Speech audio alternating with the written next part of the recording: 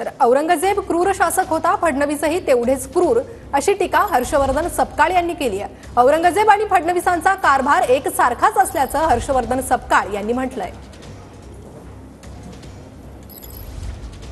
औरंगजेब हा क्रूर शासक होता।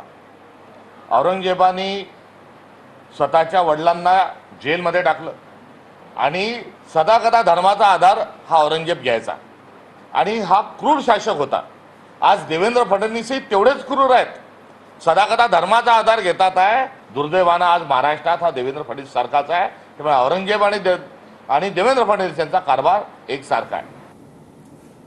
तर औरंगजेब क्रूर शासक होता, फडणवीसही तेवढेच क्रूर, अशी टीका हर्षवर्धन सपकाळ यांनी केली आहे। औरंगजेबाची तुलना, फडणवीसांची तुलना त्यांनी औरंगजेबांसोबत केलेली आहे आणि या संदर्भात चर्चा करण्यासाठी आपल्यासोबत जोडले गेले आहे भाजपचे प्रवीण दरेकर।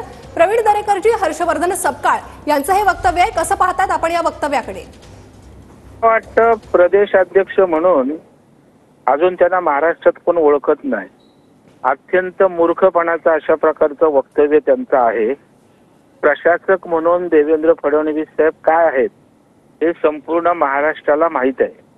गेल्या 5 वर्षामध्ये प्रशासक म्हणून मागच्या टर्म मध्ये कसा कारभार केला, महाराष्ट्राला कसं पुढे नेलं सगळ्यांना बरोबर घेऊन, आणि आताही या नव्या इनिंग मध्ये ते या दोन्ही पक्षांना बरोबर घेऊन महाराष्ट्राचं हित साधताना दिसत आहेत।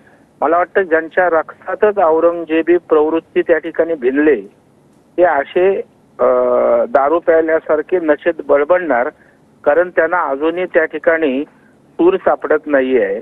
आज काँग्रेस महाराष्ट्रामधनं पूर्णपणे नेस्तनाबूत झाले आणि त्याच्यावर वैफल्यातनं आता वाटेल ते बरळण्याची या सर्व लोकांची पद्धत सुरू झाली।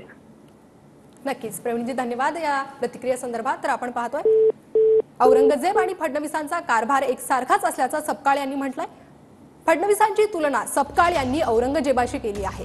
तर औरंगजेब आणि फडणवीसांचा कारभार एकसारखाच असल्याची ही जहरी टीका हर्षवर्धन सपकाळ यांनी केली आहे। काँग्रेसचे प्रदेशाध्यक्ष हर्षवर्धन सपकाळ यांची फडणवीसांवर ही टीका आहे।